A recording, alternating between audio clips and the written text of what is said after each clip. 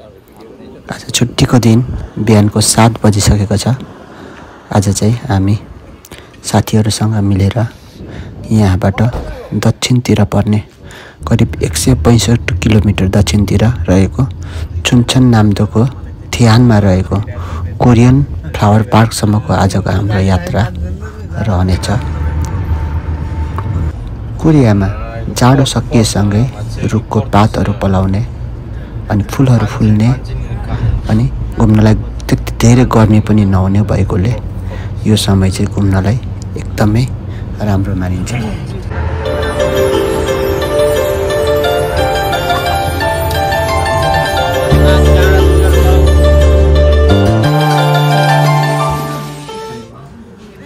बाटोको सुन्दर दृश्यहरू हेर्दै कफी खाँदै बाटोमा करिब 3 घण्टाको यात्रापछि हाम्रो गन्तव्यमा हामी आइपुग्यौँ र पार्कको बाहिर रहेको एउटा रेस्टुरेन्टमा गएर केही खायौँ हामीले र त्यसपछि हामी सिधै पार्कतिर लाग्यौँ।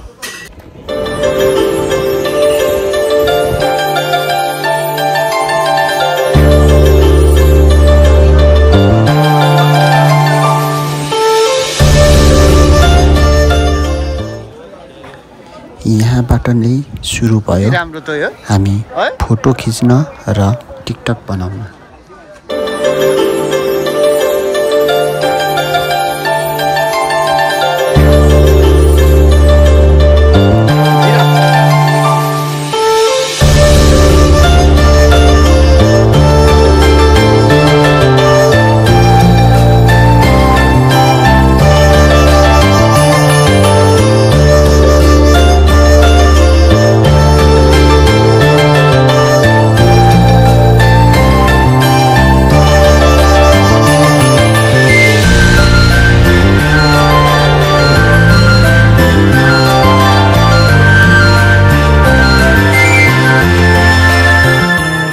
पार्कभित्र नै टिकट लिएर गाडीमा चढेपछि गाडीले पार्क वरिपरि नै घुमाउने व्यवस्था रहेछ।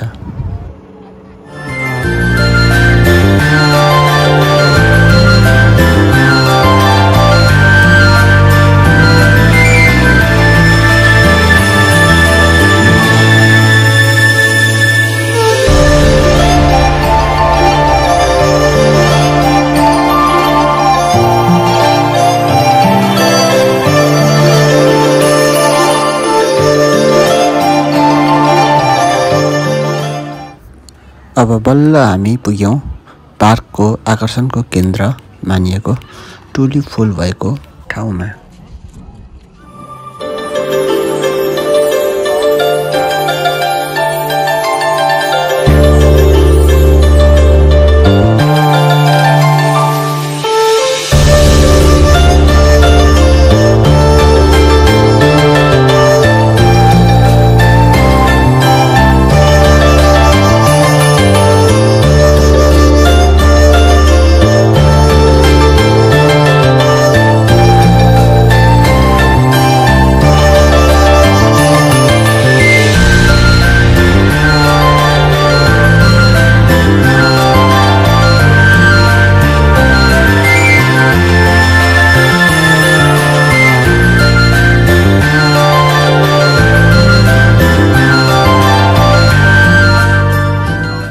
यहाँ टुलिप फुलहरूलाई नि विभिन्न रङहरूमा गुलाबको फुल आकारमा मिलाएर सजाएको रहेछ।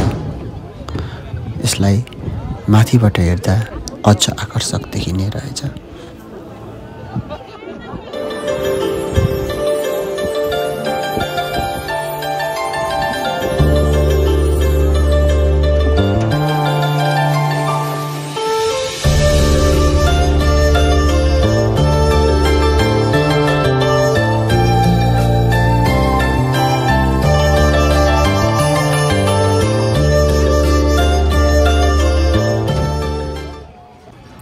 यहाँ शुल्क तिरेर फोटो खिच्न मिल्ने रहेछ।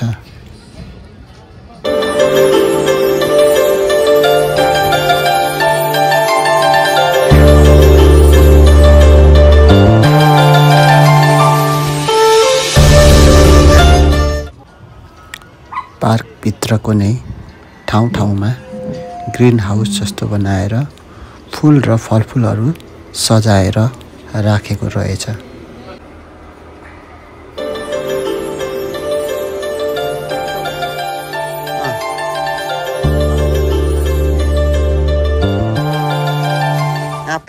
कोरियाको खुला मौसममा नहुने आँप र केरा जस्तो फलफुलहरूलाई पनि यसरी समावेश गरेर राखिएको रहेछ।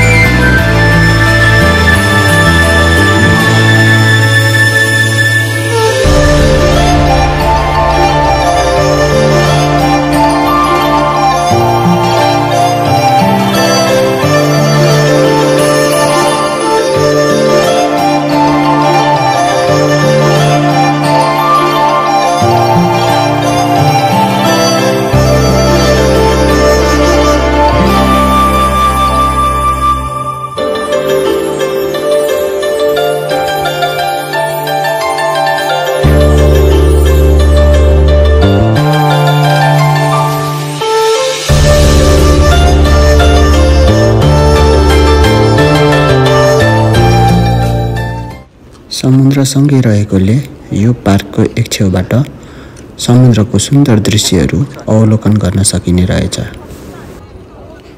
चौथो महिनाको करिब पहिलो हप्ताबाट पाँचौं महिनाको करिब पहिलो हप्तासम्म रहने यो फुल फेस्टिभल हेर्नका लागि तपाईहरुलाई जान चाहनुहुन्छ भने यसको ठेगाना मैले कमेन्टमा राख्दिएको हुन्छु र कस्तो लाग्यो कृपया प्रतिक्रिया दिनुहोला।